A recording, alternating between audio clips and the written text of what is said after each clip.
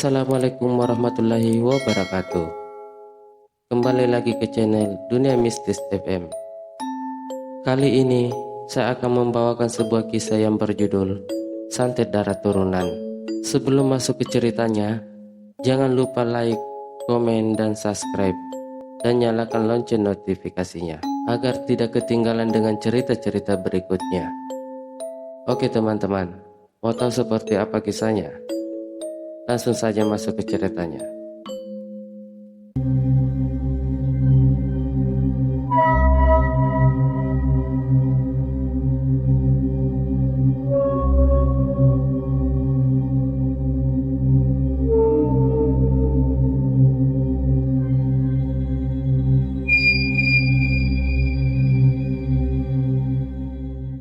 Panggil aku saja Rina. Aku seorang ibu dari satu anak yang berusia 7 tahun. Saat ini, aku sedang dalam ancaman santet dari mantan selingkuhan suamiku yang katanya akan membunuhku dalam 4 bulan lagi. Aku berpacaran dengan suamiku sudah cukup lama, sejak aku masih SMA dan dia baru lulus kuliah. Kemudian memutuskan untuk menikah muda saat usiaku awal 20 tahun.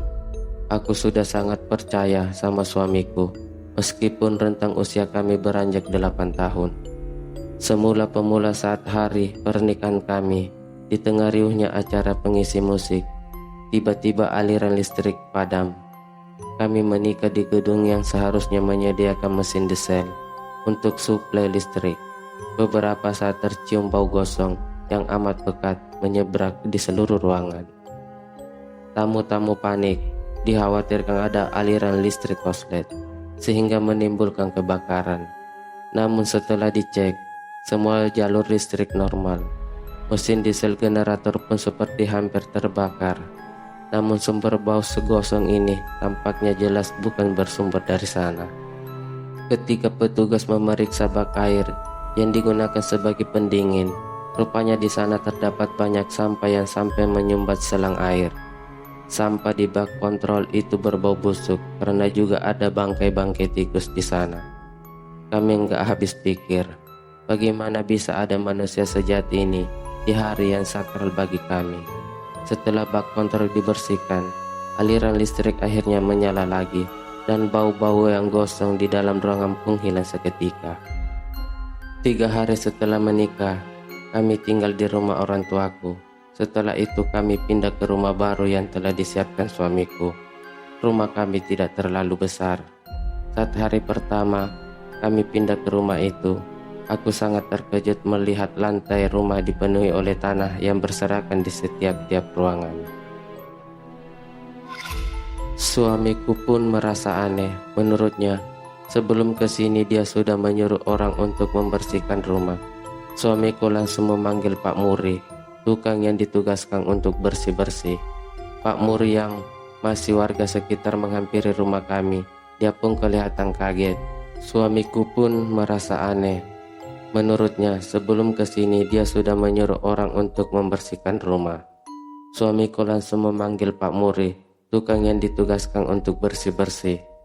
Pak Muri yang masih warga sekitar menghampiri rumah kami. Dia pun kelihatan kaget. Dan sumpah-sumpah kalau di sekitar 2 jam lalu dia dan istrinya sudah bersih-bersih termasuk pel semua ruangan. Karena mungkin gak enak sama kami, Pak Muri langsung membersihkan lagi rumah itu. Aku pun tanya ke suami, ada lagi yang punya kunci ini selain kita dan Pak Muri mas? Gak ada, cuma 3 kunci. 2 ini ada di aku, 1 aku kasih Pak Muri. Jawabnya bingung.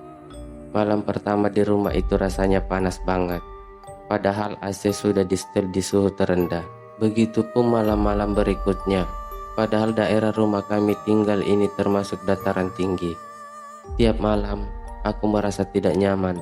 Dapurku pun beberapa kali ada butiran-butiran tanah yang entah bersumber dari mana. Aku cerita sama ibuku. Mengikuti sarannya, aku pun melakukan syukuran rumah dengan menggelar pengajian dan mengundang warga sekitar. Habis maghrib, aku bersiap-siap di rumah bantu ibuku. Suamiku masih perjalanan pulang. Aku menduga itu ustaz yang kami undang. Pak sudah datang, acaranya tapi mulai habis isya, sapaku. Dia tidak menjawab, hanya mengangguk.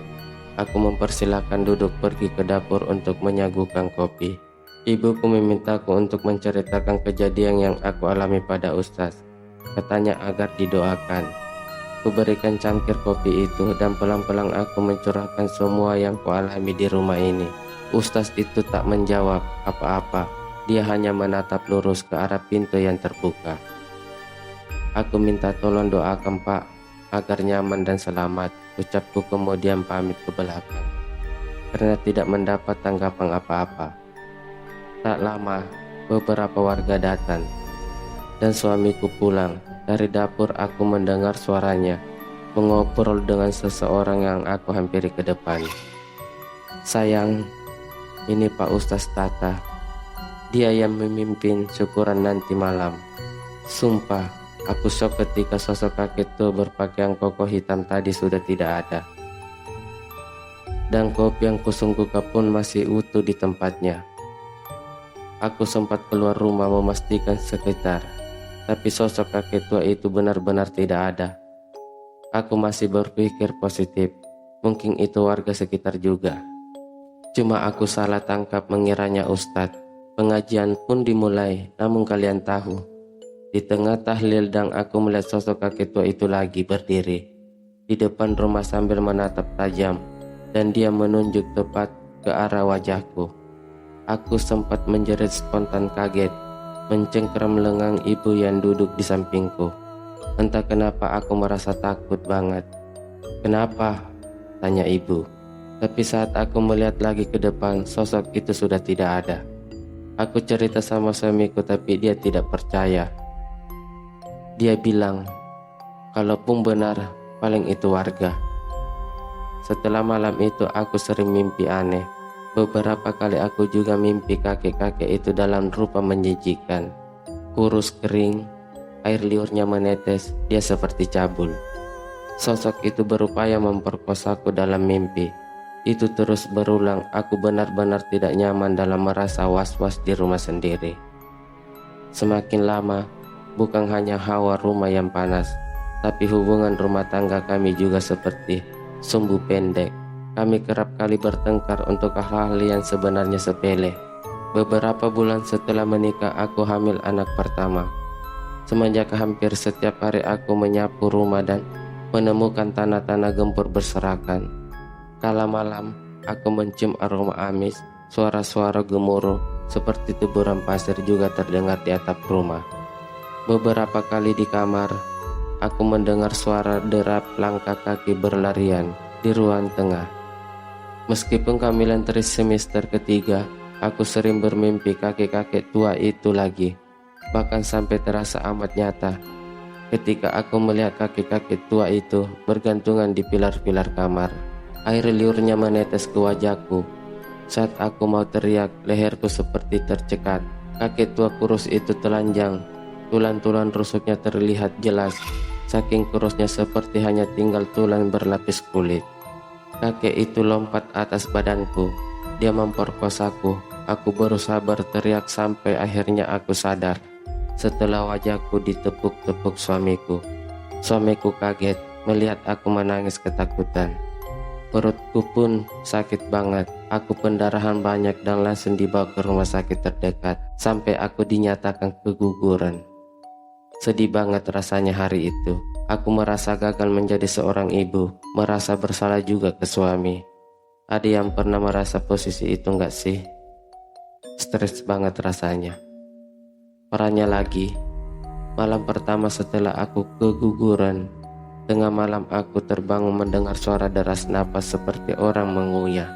Ketika aku bangun, di sudut kamar ada sosok kakek-kakek kurus itu sedang jongkok membelakangiku. Seperti binatang lagi makan sesuatu. Aku ketakutan setengah mati. Kemudian dia berbalik cepat memperlihatkan apa yang dimakannya. Ternyata ialah janin bayi, yang mana aku seketika menganggap itu adalah janinku yang keguguran. Sontak aku berteriak histeris.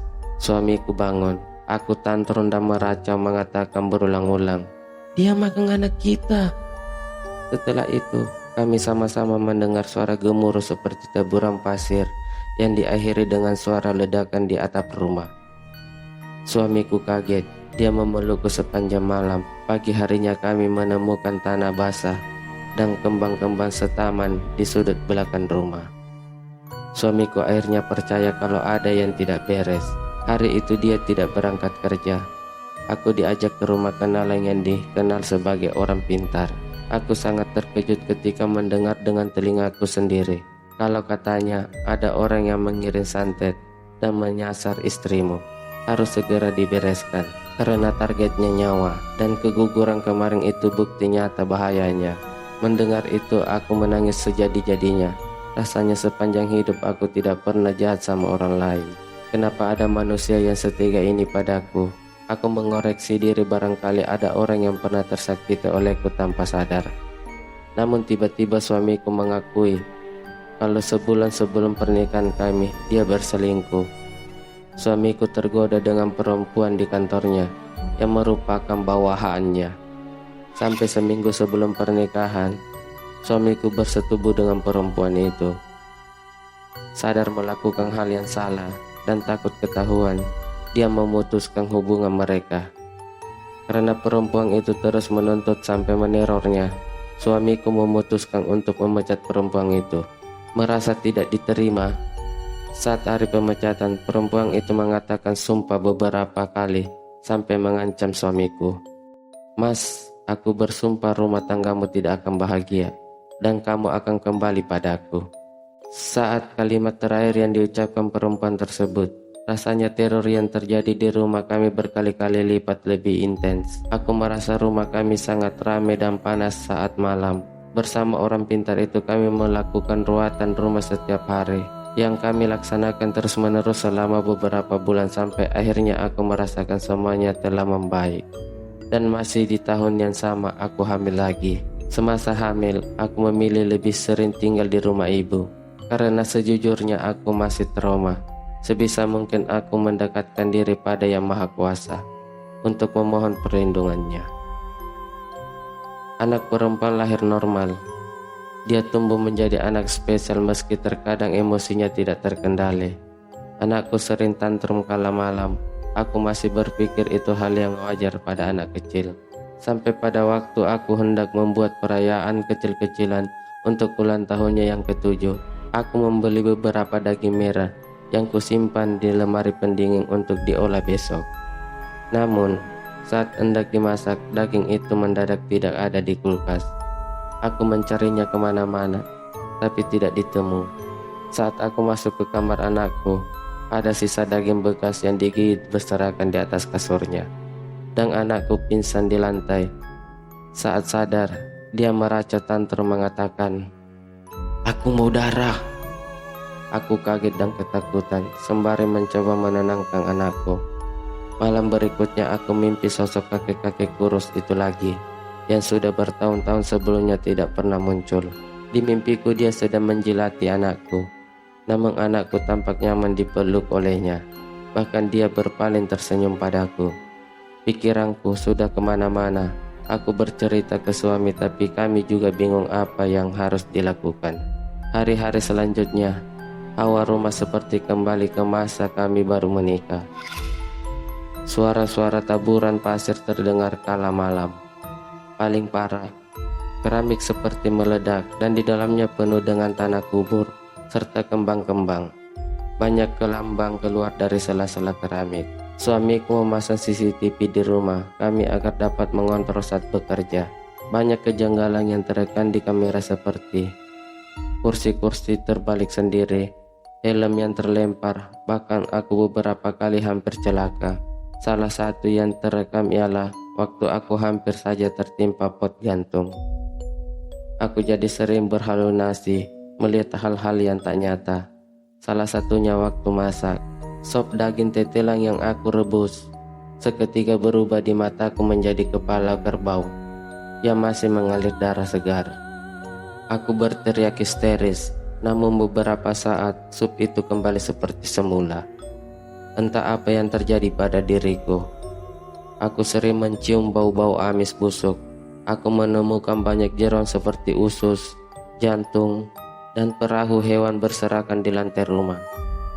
Juga pernah aku berhalusinasi melihat bangkai tikus bercabik-cabik di dalam lemari. Tapi ketika aku memastikan lagi, semua itu tidak ada. Aku sangat tertekan dan sempat berpikir ingin bunuh diri. Tiba-tiba saja emosionalku meledak-ledak, ketakutan dan merasa nggak kuat. Untuk waktu itu aku sadar saat mendengar suara anakku nangis melihat aku menyayat-nyayat tangan sendiri. Aku jarang makan karena setiap makanan yang kumakan seketika di mataku berubah menjadi hal-hal yang menjijikkan, seperti belatung dan darah hewan. Aku sangat enggak kuat, kesehatanku menurun, aku merasa seperti sudah gila dan psikologiku terganggu. Suamiku meminta tolong lagi pada temannya, namun kali ini dia mengatakan kalau santet itu sudah mengakar semakin kuat. Artinya yang terdampak bukan hanya aku, tapi juga anakku. Aku menangis sejadi-jadinya. Suamiku memohon untuk dapat dibantu. Sampai akhirnya dia mengajak kami ke daerah kabupaten untuk meminta bantuan. Guru spiritualnya yang bisa dipanggil Pak Yai. Di sana Pak Yai seperti tersentak saat melihat kami. Dia menjelaskan bahwa kami terjerat santet getih ireng, yaitu santet yang menjalar lewat darah sehingga dapat menyasar garis turunan. Aku dan anakku diruqyah, tapi saat itu aku tidak ingat apapun selain merasakan panas di sekujur tubuh. Tapi kata suamiku, di saat ruqyah aku mengamuk, meraung-raung, bahkan mencekik anakku sendiri. Aku sempat bilang ke anakku, "Kita mati sama-sama ya," sambil tertawa. Tapi aku nggak ingat apapun. Begitupun anakku yang juga histeris saat sedang diruqyah. Tapi dia meracau aneh terus mengatakan hal yang sama. "Aku mau ikut bapak, ikut bapak." Itu sampai sekarang aku nggak mengerti. Tapi seketika aku teringat mimpiku diperkosa kakek tua itu.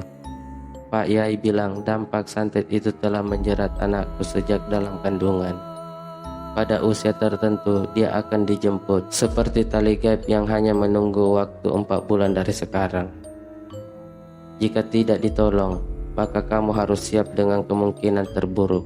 Istri dan anakmu terancam. Pak Yai mengatakan itu kepada suamiku di depan mataku sendiri.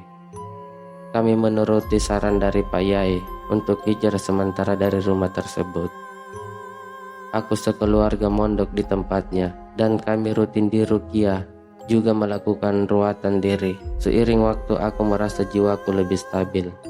Atas izin Pak Yai kami pulang ke rumah. Beberapa kejadian aneh di rumah tidak sesering dulu, walaupun sesekali masih ada. Aku juga sudah tidak berhalusinasi lagi. Namun anakku sampai sekarang masih sering tantrum dan beberapa kali seperti orang kerasukan. Aku cuma berharap semua ini benar-benar berakhir. Kami sempat mencari perempuan itu. Ketika mendapati alamat barunya, perempuan itu seperti menghindar untuk ditemui.